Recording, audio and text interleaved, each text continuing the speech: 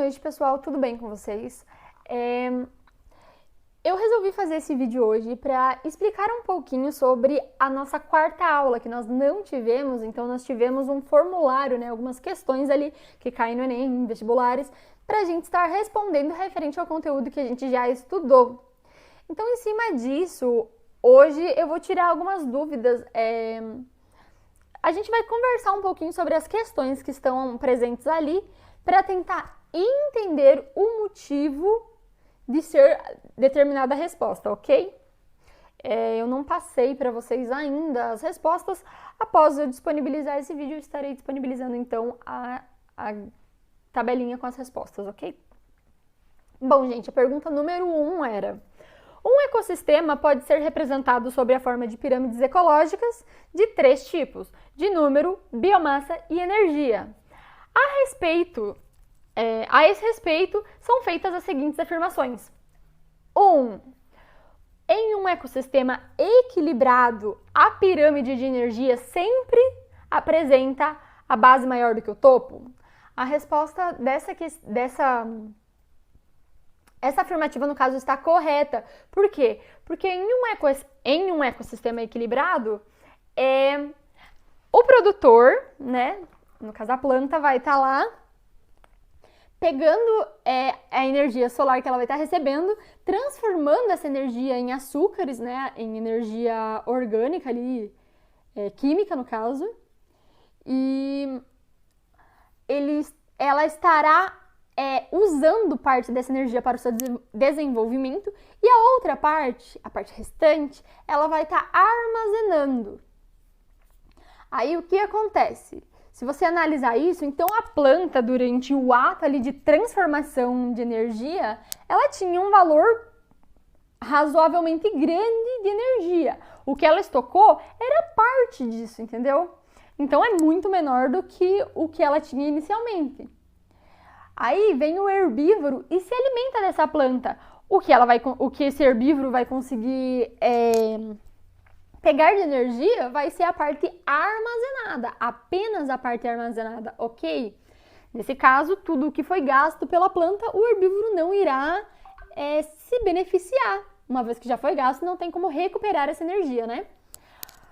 Daí, o herbívoro que foi lá e se alimentou dessa planta, ele vai consumir essa energia, então ele vai estar recebendo essa energia. Parte dessa energia ele vai estar utilizando para o seu desenvolvimento, para continuar vivo, e a outra parte que ele não estiver utilizando, ele também vai armazenar. Só que se você reparar ali, ó, o tanto que ele armazenou é muito menor do que o tanto que a planta conseguiu armazenar, né? E daí vem um carnívoro e se alimenta desse herbívoro. O tanto que esse carnívoro vai conseguir extrair do herbívoro é o que está armazenado, que é muito menor do que o herbívoro conseguiu extrair da planta. Então, assim, nós podemos ver que sim, a planta ela sempre vai ter, claro, num sistema equilibrado, ela sempre vai ter mais energia do que os próximos níveis que vierem. No caso, o herbívoro consumidor primário, secundário, terciário, assim sucessivamente, ok? Então, a resposta da afirmação 1 é que ela está correta. Agora, vamos para a afirmação 2, que é: em todas elas, os produtores ocupam a sua base? Em todas as pirâmides, os produtores ocupam a sua base? Sim. A transformação de energia acontece a partir dos produtores, sendo eles fotossintetizantes ou quimiosintetizantes, mas acontece a partir deles, então sim, eles vão estar na base em todas. Até agora, então, a 1 e a 2 estão corretas. Vamos para a terceira afirmação, que é: a pirâmide de número nunca se apresenta de forma invertida? Gente, essa afirmação é super falsa, né? Eu até coloquei lá na nossa terceira aula, eu falei, no nosso quadrinho tinha lá exemplo de pirâmide numérica invertida. No caso aqui eu trouxe para mostrar para vocês, então, a pirâmide normal numérica e a pirâmide é invertida. Então, vamos lá. Ó, a pirâmide normal aqui que eu trouxe tem 1000 gramíneas que servirão de alimento para 200 lagartas que servirão de alimento para 20 pássaros, ok? É crescente, normal. Beleza. Agora, a invertida, nós temos 2 árvores que servirão de alimento para 200 lagartas que servirão de alimento para 20 pássaros, ok? São 2 árvores, então a base é pequenininha, porque a quantidade é muito menor. A quantidade de indivíduos, não a quantidade de matéria ali que é encontrado, né? Mas beleza. De alimento, no caso, que, enfim. Mas, então nós temos uma base bem estreita, um meio alongado e o topo um pouco menos alongado do que o meio, ok? Então, nós conseguimos, analisando a pirâmide, nós conseguimos descartar essa afirmação. É falsa, né, gente? Falsérrima. Vamos para a quarta aqui. Os decompositores, eles não são mostrados na pirâmide, pois não representam parcela importante no ecossistema. Gente, vocês já imaginaram o ecossistema sem os decompositores? Ia ter resto orgânico para tudo que é lado. Primeiro que se eu morresse aqui agora, eu ia ficar aqui, ó, pronto. Daqui a 20 anos vocês iam me ver cair daqui. O máximo que ia acontecer é que eu ia estar roxa, né? Inchada, uma coisa horrível. Talvez um pouco estourada por causa dos gases, mas não por causa dos decompositores. Mas eu ia estar aqui, bonitinha assim, ó. Toda, né? Mas ia estar. Então, cara, eles fazem um papel importantíssimo. Então, é super falsa. No caso, então, analisando aqui, nós vimos que a 1 está correta, a 2 está correta, a 3 está incorreta e a 4, nossa, né? Então, no caso, nós temos aqui a opção A, B, C e D. Opa, A, B, C, D e E. E a resposta correta é a E, 1 e 2. Ok? A primeira questão, então, nós podemos ver que a maioria acertou. Parabéns, gente. Ok. Vamos para a segunda questão passada aqui, que foi: a figura representa um dos modelos de um sistema de interação entre seres vivos. Ela apresenta 2 propriedades, P1 e P2, que interagem em I, para afetar uma terceira propriedade, P3, quando o sistema é alimentado por uma fonte de energia E. Ok. Essa figura pode simular um sistema de campo em que P1 representa as plantas verdes, P2 um animal herbívoro e P3 um animal onívoro. A função interativa I representa a proporção de... Ó, gente. P1, né, a energia vindo a P1, a planta. Depois para P2, que no caso é herbívoro, né? Então a planta está servindo de alimento para o herbívoro, porém também está servindo de alimento, elas se encontram aqui, está servindo de alimento também para o P3, tanto o P2 quanto o P1. Então, assim, gente, nós não vamos considerar aqui a ideia do P1 e P2. Por quê? Porque é aqui que a questão quer chegar, ok? Então, assim, vamos para A, que fala herbivoria. O que está acontecendo aqui é herbivoria entre P1 e P2. Se tivesse aqui, parado aqui o esquema, poderia ser, né? Porque o que ocorre aqui é herbivoria, vez que o herbívoro está se alimentando da planta, ok? Mas como não para aqui e a questão pede daqui do I, não, a A está incorreta então, ok? Polinização entre P1 e P2? Não, gente, aqui é um herbívoro que está se alimentando daqui. A questão diz isso, não está falando que é um polinizador. Então, a B já está, né, descartadérrima. A C, então, P1 e P2 são utilizados de alimento pelo P3? Sim, sim. Tanto P1 quanto P2 estão vindo para o I aqui. Então, eles servirão de alimento para o P3. Então, a C está certa. A D, P3 é utilizado de alimento para P1 e P2? Cara, uma planta não vai comer um onívoro. E nenhum herbívoro, porque o herbívoro só se alimenta de planta, não se alimenta de carne. Então, essa dali já é descartada de cara, né? Também. Energia de P1 e de P2 que saem do sistema? Não, gente. A energia, ela tá entrando aqui para o P1. Ela passa tanto para cá quanto para cá, né? Depende de para onde tá indo ali, porque não tem, né? E ela tá saindo do P3, então não. A resposta certa, então, ficou mesmo a C. P1 e P2 são utilizadas de alimento para o P3, ok? Vamos para a próxima questão, que é... Aqui. Abaixo estão representados 3 exemplos de cadeias alimentares nas colunas da esquerda e na coluna da direita, 3 pirâmides que expressam o número relativo de indivíduos em cada nível, numa situação de equilíbrio ecológico. Relacione as cadeias alimentares da coluna da esquerda com as pirâmides da direita. Assinale a alternativa que apresenta o número correto de coluna da direita, de cima para baixo. Bom, gente, então eu fiz esse desenho maravilhoso representando as pirâmides que nós temos aqui. E as cadeias eu vou falar para vocês, ok? Nós temos a primeira cadeia sendo árvore, preguiças e pulgas, a segunda cadeia sendo árvores, cotias e jaguatiricas, e a terceira cadeia sendo milho, roedores e cobras. Então, nós vamos agora analisar, mas nós começaremos do topo para a base, não ao contrário, ok? Então, vamos lá.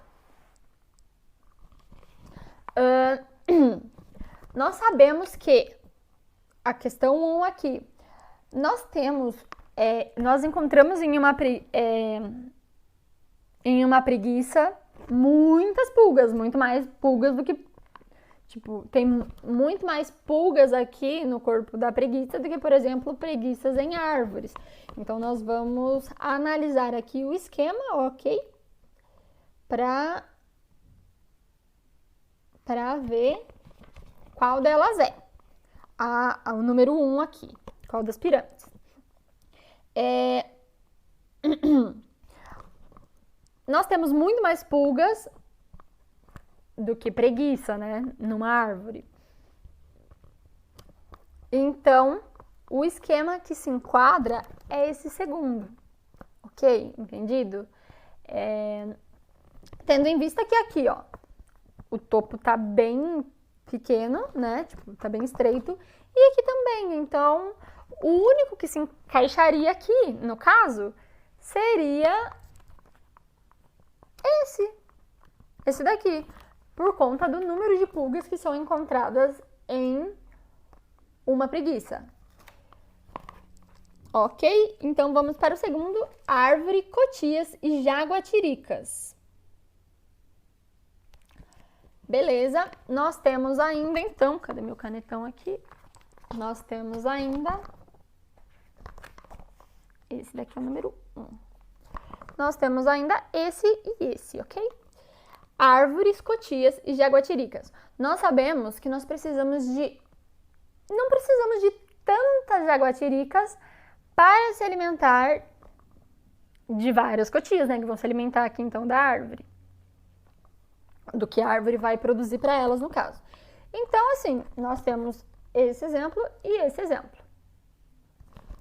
Ambos têm um número reduzido de animais no topo. Então, qualquer uma das duas, a gente consegue se basear, ok? E nós vamos precisar de muitas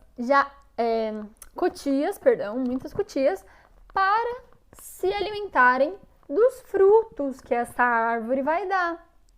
Então, nós não precisamos de muitas árvores para alimentar várias cotias, entendeu?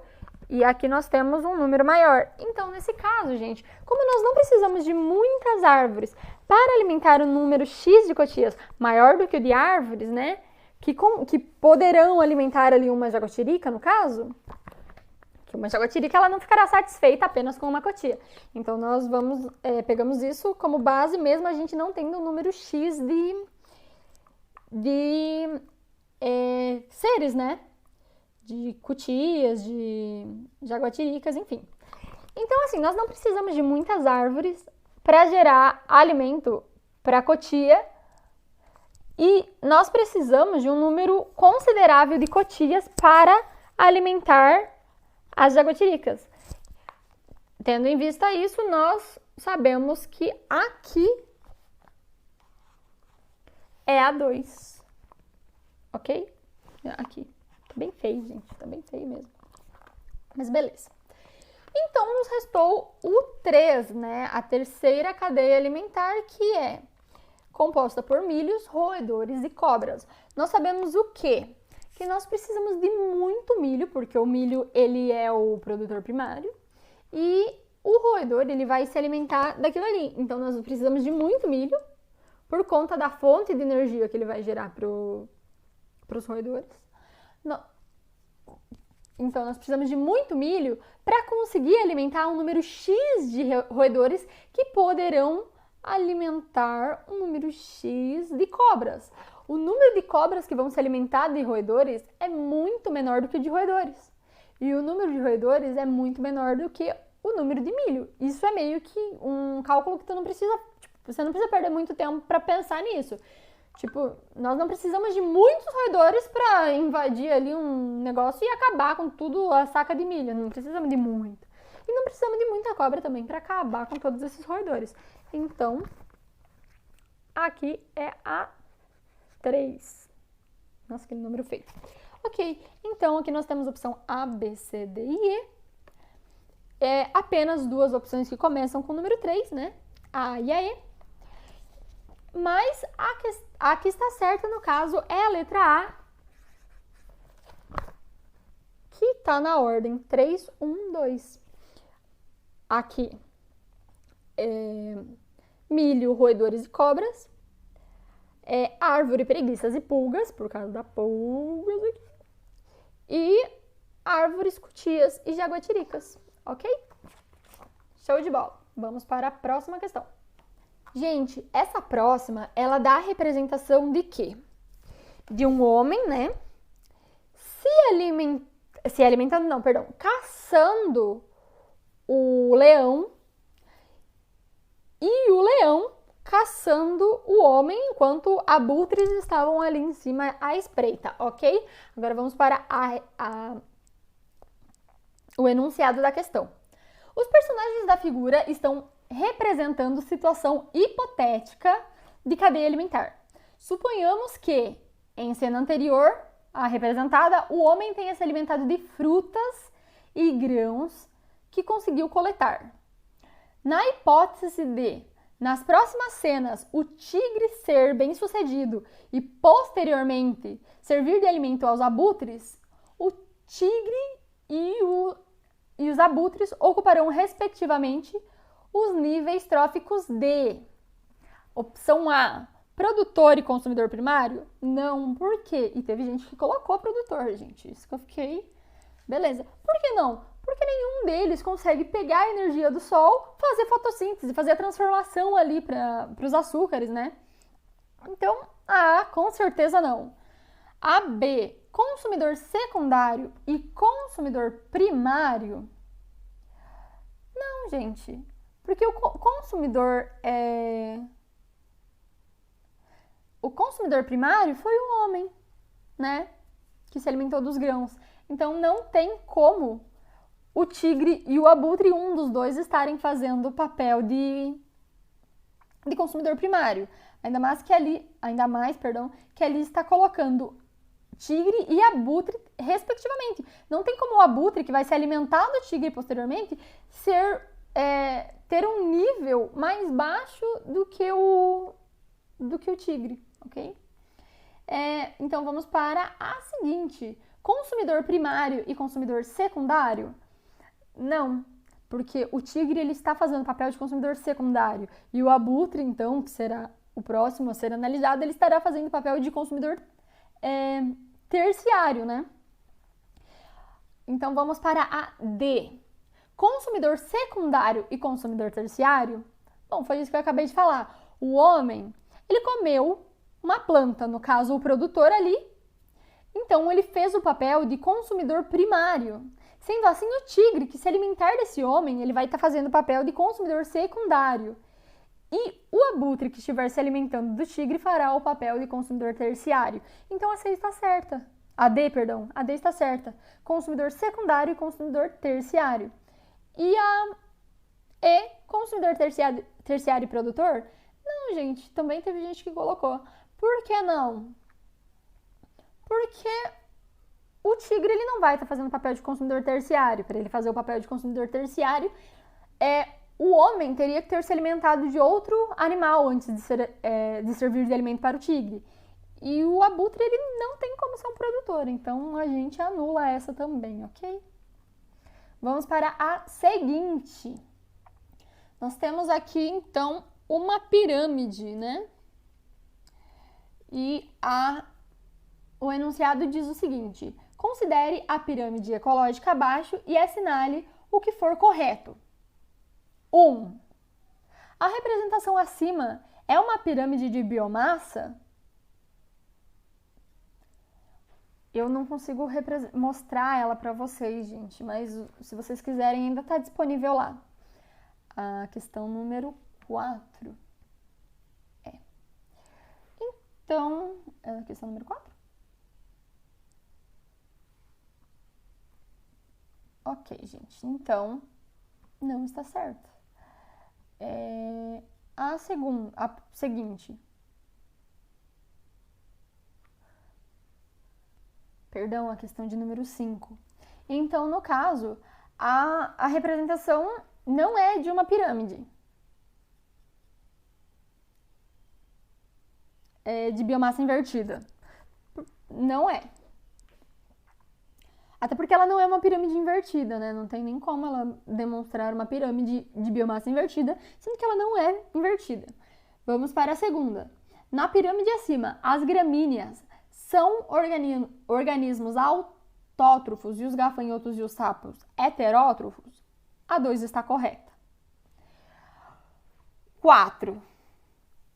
A biomassa total de consumidores corresponde a 0,2% da biomassa do produtor? A 4 está correta. Se vocês quiserem ver o porquê, gente, é só vocês abrirem lá, então, no negócio do formulário que eu passei pra vocês e fazer o cálculozinho, né? E analisar também, nem precisa de muito, ok? 0 a 8, ok. As biomassas que constituem a pirâmide no sentido dos sapos para as gramíneas obedecem às razões 1, 4 e 2.500?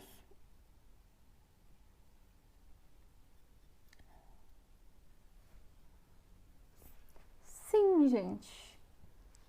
Ela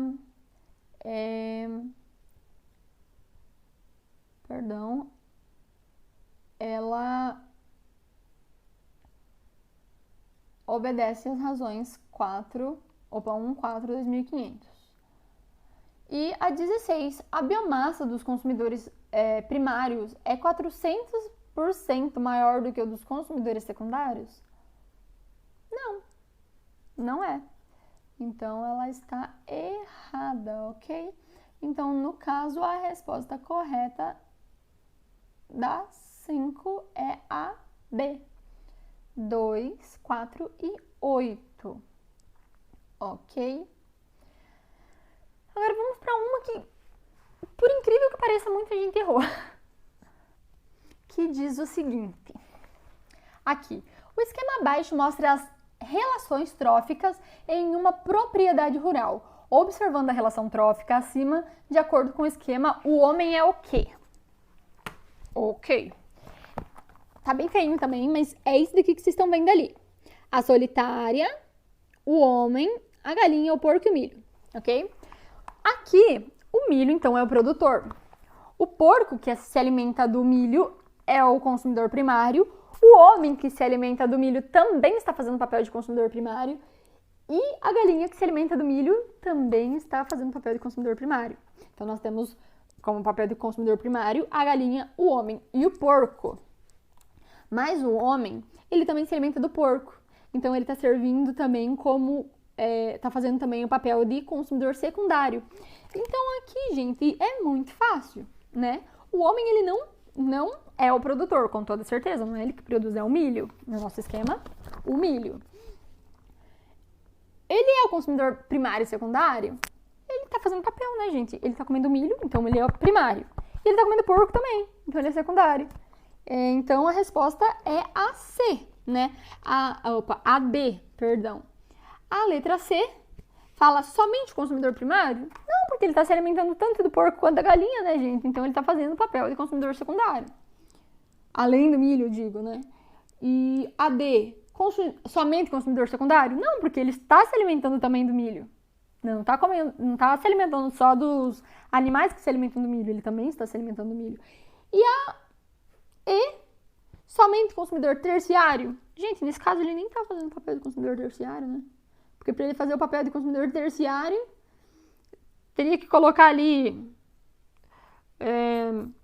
que o porco se alimentou da galinha, por exemplo, porque o porco é onívoro, né? O porco se alimentou da galinha ali. E o homem se alimentou do porco.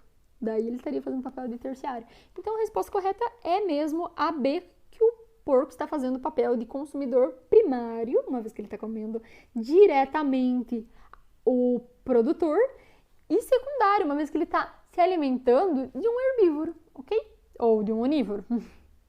Gente, agora vamos para a próxima que muita gente errou, que é a questão 7. No Pantanal, plantas aquáticas servem de alimento para lambaris, pacus e capivaras. Neste ambiente, piranhas se alimentam de lambaris e pacus. Já as ariranhas sobrevivem se alimentando de pacus e piranhas. Na teia alimentar descrita no trecho acima, os organismos ocupam dois níveis...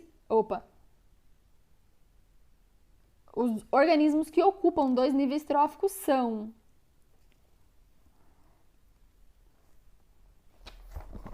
Daí nós temos aqui, então, as plantas, né? As plantas aquáticas, lambari, pacu e capivaras. As piranhas, elas se alimentam tanto dos lambaris quanto dos pacus, né? Mas, tanto o lambari quanto o pacu, eles estão no mesmo nível trófico, né? Eles estão como consumidor primário ali. Então... a piranha está fazendo o papel de consumidor secundário unicamente. Ok? E as ariranhas, elas se alimentam de piranhas e de pacus. Nesse caso, as ariranhas, elas estão se alimentando de um consumidor primário e de um consumidor secundário. Entendeu? Então, ela está se alimentando tanto de um quanto de outro. Ela está tanto aqui como consumidor secundário como consumidor terciário. Então, qual desses vocês acham que faz parte do... que ocupa dois níveis tróficos? O único, se vocês montarem essa tabelinha, vocês vão ver que o único que consegue ocupar dois níveis tróficos é a ariranha, uma vez que ela se alimenta dos pacus, como eu disse, consumidor primário, piranhas, consumidor secundário. Então, a resposta aqui, gente, tinha A, B, C, D e E, sendo A, ariranhas, B, capivaras, C, lambari, D, pacu e E, piranhas. Bastante gente colocou pacu e piranhas. Mas, se vocês observarem o esqueminha lá, que eu fiz a recém, o exemplo, a resposta correta é ariranhas, uma vez que ela se alimenta tanto do pacu, consumidor primário, quanto da piranha, consumidor secundário, ok? Então, ela tá ali, tanto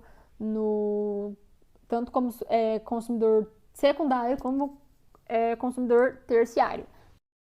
Beleza, gente? Então, a gente tem a próxima questão que diz o seguinte. As cadeias alimentares, elas não são exclusivas de determinadas relações tróficas. Elas podem se cruzar e, com isso, criar conjuntos mais complexos chamados de ecossistema, pirâmides ecológicas, biosfera, teias alimentares ou nicho ecológico.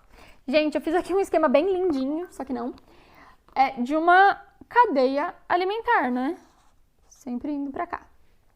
Onde tem uma planta, o antílope se alimentando da planta, um leão se alimentando do antílope, então ele está fazendo papel de consumidor secundário, e aqui finge que é um abutre se alimentando do leão, ok? Fazendo papel de consumidor terciário. Só que, olha o que vai acontecer. Gente, eu usei uma ideia aqui bem aleatória, assim, não se aplica muito, mas só para vocês terem uma ideia. Nós temos aqui o produtor, um coelho que se alimenta desse produtor, um antílope que se alimenta desse produtor e um grilo que também se alimenta desse produtor, ok? O grilo, ele vai ser predado, então, pelo sapo, ok? O sapo, ele será predado pela cobra. A cobra pode comer o coelho.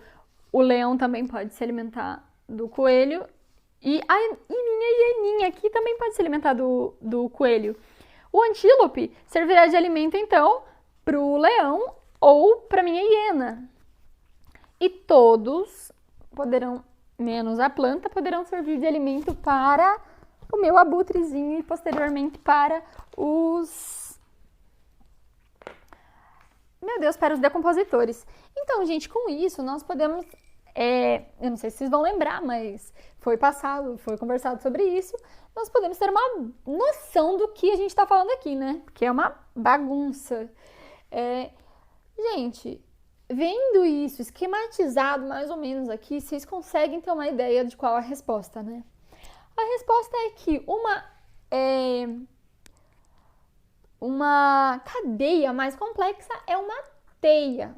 Tiveram erro, gente. Tiveram erro. Em todas tiveram. Algumas mais do que outras, mas, assim, são coisas básicas, coisas que a gente está batendo desde a primeira aula e que é interessante vocês estarem cuidando um pouco, analisando, ok?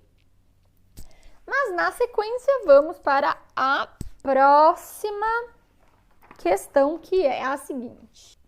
Gente, é mais bonitinho lá, mas é mais ou menos isso que vocês estão vendo. O número 1, 2, 3 e 4, ok? Aí diz o seguinte, com os elementos preá, capim, coelho, preá, capim e cobra, e agora acrescentando fungos e bactérias no solo, observe com atenção o diagrama a seguir. Não descuidando da direção das setas e a sequência numérica. Identifique a alternativa correta na sucessão dos eventos. Aí ele dá a seguinte opção. Letra A. O primeiro é um produtor. O segundo é um decompositor. O terceiro é um consumidor primário. E o quarto é um consumidor secundário? Não sei, gente. A segunda. O primeiro é um produtor, o segundo é um consumidor secundário, o terceiro é um decompositor e o quarto um consumidor primário? A próxima diz que é um produtor, o número 1, o número 2, um consumidor primário, o número 3, consumidor secundário e o número 4, decompositor. A quinta diz... A terceira diz que... a quarta diz que o primeiro é um decompositor, o segundo é um consumidor primário, o terceiro é um consumidor secundário e o quarto, esse daqui, é um produtor. E a última diz que é um decompositor, o número 1, o número 2 é um produtor, o número 3 um consumidor primário e o número 5 um consumidor secundário. Beleza, gente. Isso, se vocês quiserem ver, tá lá no formulário ainda, só não dá para responder mais, mas dá para ver. É a nona questão, mas se vocês virem um desenho maravilhoso assim, vai ser essa questão, ok? Bom, gente, como vocês podem ver, o número 2 ele tá voltado para cá. O número 3 está voltado para cá e o número 4 também está voltado para cá. Então, dentro dos níveis, Qual é o organismo que está em todos os níveis tróficos ao mesmo tempo? É o decompositor. Então, o número 1 é o decompositor. Ok? O número 2, então, aqui, está servindo de alimento para o número 3. Então, o número 2 é um produtor. Ok? Produtor. O número 3, então, é o herbívoro. No caso, o consumidor primário. E o número 4 está se alimentando do herbívoro. No caso, ele é um consumidor secundário. A resposta correta, então, é a E, gente, que diz o seguinte, que essa imagem, ela representa o número 1 é representado por um decompositor, o número 2 por um produtor, o número 3 por um consumidor primário e o número 4 por um consumidor secundário. Tá certo, gente? Isso a gente conversou na nossa aula a respeito dos níveis tróficos, né? Que o único nível trófico, o único ser que faz parte de todos os níveis tróficos é o decompositor, porque ele vai decompor desde uma planta até um carnívoro lá, o nível trófico lá em cima, enfim. E o ser que pega essa matéria decomposta ali e utiliza para o seu desenvolvimento um pouquinho é o produtor, né, gente? E é ele que serve de alimento, então, para o seguinte, no caso, o consumidor primário. Não é muito difícil também, se a gente esquematiza, fica um pouco mais fácil. Dá para vocês usarem alguma coisa durante a prova para fazer os esquemas, caso vocês precisem, tá, gente? Só para vocês terem uma noção, às vezes fica mais fácil a gente vendo do que lendo, tipo, vendo, colocando lá a ideia do nível trófico e não sei o que lá, talvez ajude um pouco. Então vamos para a próxima. No Pantanal existe um grande número de ecossistemas aquáticos, formados por rios, lagoas e áreas inundáveis. Dá-se o nome de fitoplâncton à comunidade de algas microscópicas que crescem abundantemente nesse ambiente.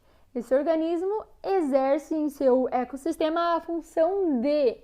Gente, o número de erro que teve nessa questão é fora do normal. Consumidores primários? Não. A alga, ela não é um consumidor primário. Mas beleza. Consumidores produtores secundários? Produtor secundário. Gente, teve gente que conseguiu. Decompositores? Não, a alga ela não é um decompositor.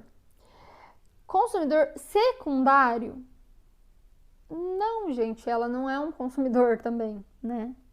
Ela é um ser fotossintetizante, portanto, ela é um produtor. Tiveram pouquíssimos erros nessa questão, mas tiveram. É uma coisinha assim que a gente tem que se atentar mais, a gente tem que observar, ler com atenção. Por quê? Porque na prova do Enem, nos vestibulares, vai ter muita pegadinha. E essa questão não era nem uma questão com pegadinha, gente. Ela explicava exatamente o que os fitoplânctons eram, no caso as algas. E nós sabemos que as algas, assim como as árvores, são produtores, ok? Tem que gravar isso pra gente saber na hora da prova. Vamos para a questão número 11, para quem quiser analisar lá no formulário, tá com um 1zinho na frente. O menor tamanduá do mundo é solitário e tem hábitos noturnos. Passa o dia repousando, geralmente em um emaranhado de cipós, com o corpo curvado de tal maneira que forma uma bola. Quando em atividade, se locomove vagarosamente e emite som semelhante a de um assobio. A cada gestação gera um único filhote. A cria é deixada em uma árvore à noite e é amamentada pela mãe até que tenha idade para procurar alimento. As fêmeas adultas têm territórios grandes e o território de um macho inclui o de várias fêmeas, o que significa que ele tem sempre diversos pretendentes à sua disposição para namorar. Ciência hoje das crianças. Daí tá falando onde que é, né? Ano 2000, ano 19, número 174, novembro de 2006, adaptado. Então ele está se referindo ao quê? Ele está se referindo ao habitat? Não, gente, ele está falando que a fêmea ela tem um habitat grande sim, uma área onde ela vive grande sim ali, mas ela não está se referindo ao habitat. Por quê? Porque está dando muito detalhe de como acontece a reprodução, de como se dá o relacionamento com outras fêmeas, com outros machos, tudo isso, entendeu, gente? Então ela não está falando do habitat. Ela está falando do nicho ecológico. O nicho ecológico ele é multifatorial, então sim, fala sobre elas ter apenas um filhote por ano, por gestação, quero dizer, que ela tem hábitos noturnos, que o macho dessa espécie tem várias fêmeas, que as fêmeas têm uma área grande, enfim, é o nicho ecológico, está falando sobre vários fatores que estão ligados a essa espécie de animal, né? Biótopo, gente, biótopo é algo não vivo. Isso dali é só uma pegadinha, tipo, bem sem graça ainda, porque, tipo, biótopo é tudo aquilo que não tem vida, então não tem como estar se referindo a isso, ok? Vamos ao segundo, potencial biológico? Não está se referindo ao potencial biológico, gente. Nível trófico? Não está nem falando sobre os grandes hábitos alimentares dela, que ela se alimenta disso e que... Então não, gente, é um nicho ecológico mesmo, ele está falando sobre vários fatores que compõem, então, o nicho, né? O ambiente que ela vive, mais os comportamentos dela. Isso nós falamos na nossa primeira aula, acredito que na nossa segunda aula também falamos um pouquinho. E na aula que eu tô lançando agora para amanhã, nós também falamos um pouco. Amanhã, terça-feira, dia 11, ok? Vamos para a segunda, número 12, correto? Número 12. No ano de 2000, um vazamento em dutos de óleo da Baía de Guanabara, Rio de Janeiro, causou um dos maiores acidentes ambientais do Brasil. Além de afetar a fauna e a flora, o acidente abalou o equilíbrio da cadeia alimentar de toda a Bahia. O petróleo forma uma película na superfície da água, o que prejudica as trocas gasosas na atmosfera com a água desfavorece a relação de fotossíntese pelas águas, que estão na base da cadeia alimentar na base da cadeia alimentar hídrica. Além disso, o derramamento de óleo contribuiu com o envenenamento das árvores e, consequentemente, para a intoxicação da fauna e flora aquáticas, bem como conduziu à morte de diversas espécies de animais, entre outras formas de vida, afetando também a atividade pesqueira. Bom, o que isso está identificando então? O que isso está nos dizendo, no caso? Isso está identificando a independência da espécie humana em relação ao ambiente aquático? Não tá, só tá mostrando que devido ao derramamento ali de petróleo, muitas espécies acabaram sendo prejudicadas. E não tá tirando o ser humano da ideia ali de uma das espécies prejudicadas, né? Ilustra a interdependência das diversas formas de vida, animal, vegetal e outras, e o seu habitat? Sim.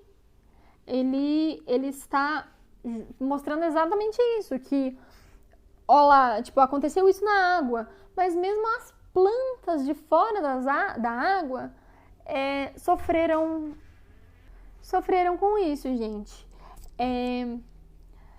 E que a fauna e flora aquática sofreram, assim, impactos grandiosos ali, né, em relação a isso. Então, assim, a questão 12, a B está correta. Vamos para a C. Evidenciam a grande capacidade animal de se adaptar às mudanças ambientais com contraste com a baixa... Ai, não consigo terminar de ler aqui. Com a baixa capacidade de espécies vegetais que estão na base da cadeia alimentar hídrica? Não.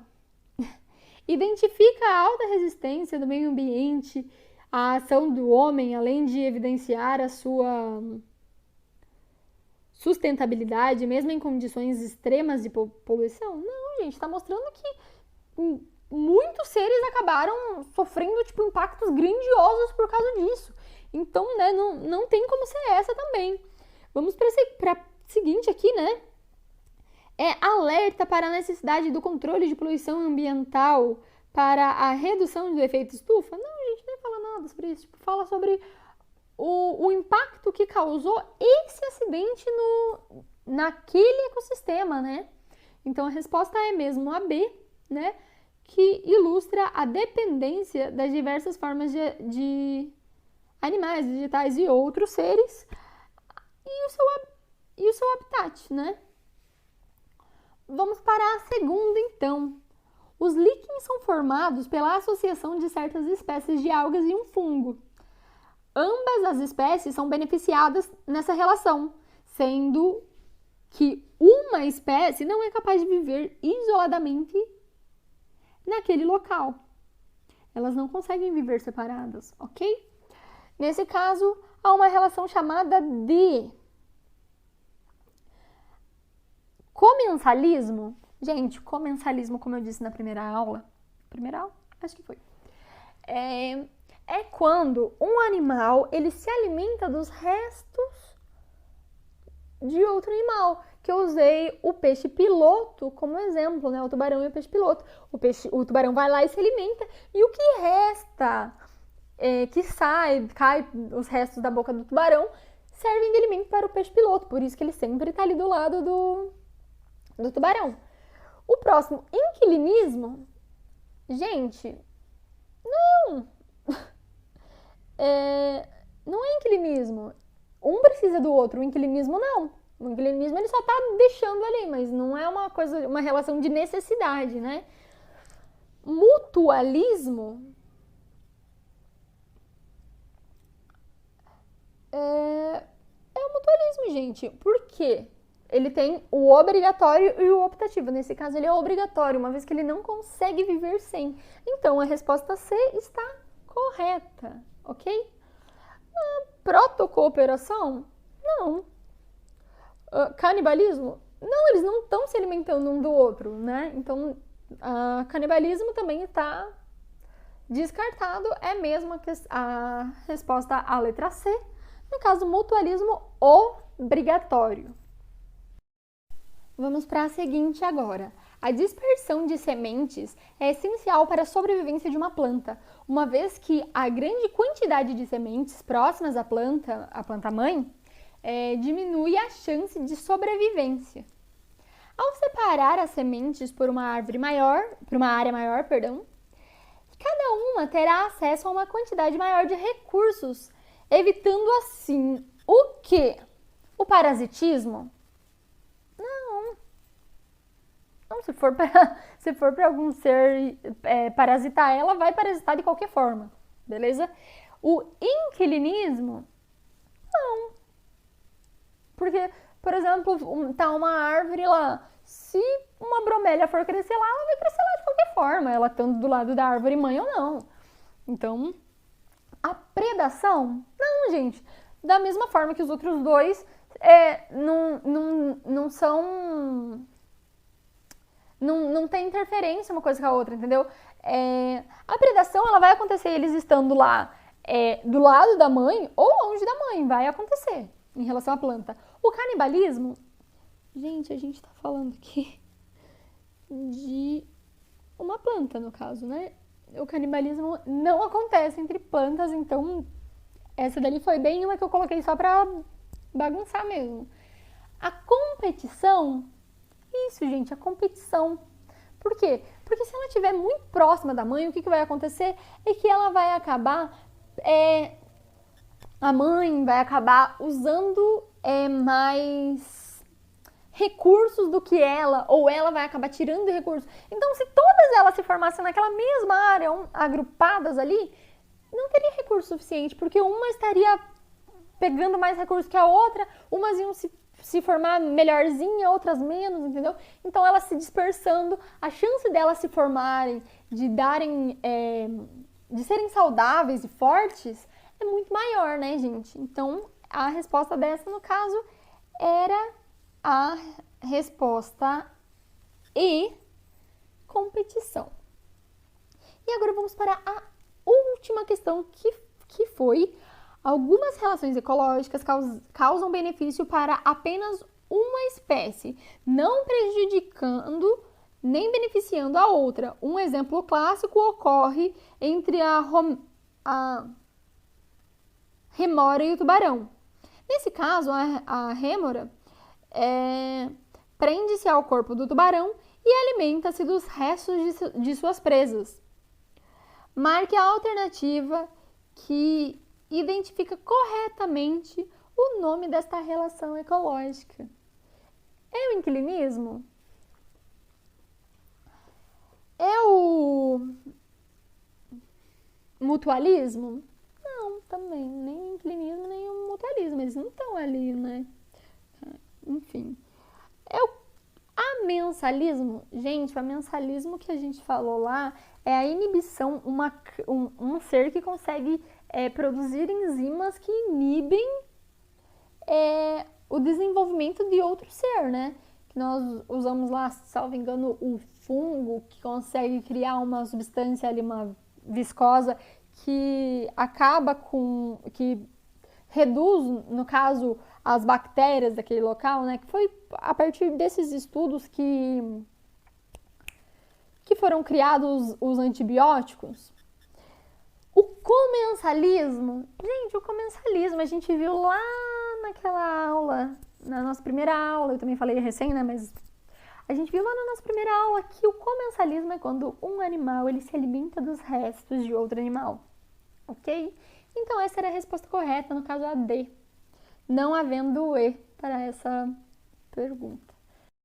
Bom, gente, é isso então. Eu espero ter conseguido esclarecer um pouquinho sobre as perguntas. Eu sei que pelo WhatsApp fica um pouco complicado ali. É muito texto, muito áudio, fica uma coisa maçante. Então eu acho que assim fica um pouco mais fácil, né?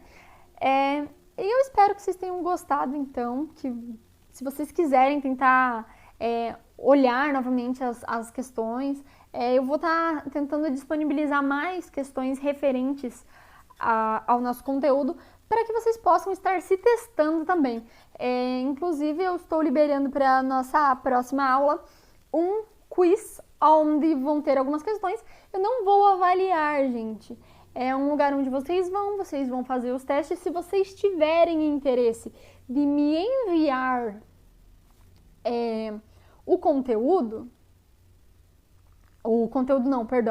de me enviar o print mostrando quanto vocês acertaram nisso, para mim seria ótimo, para eu saber mais ou menos como vocês estão em relação ao entendimento da matéria.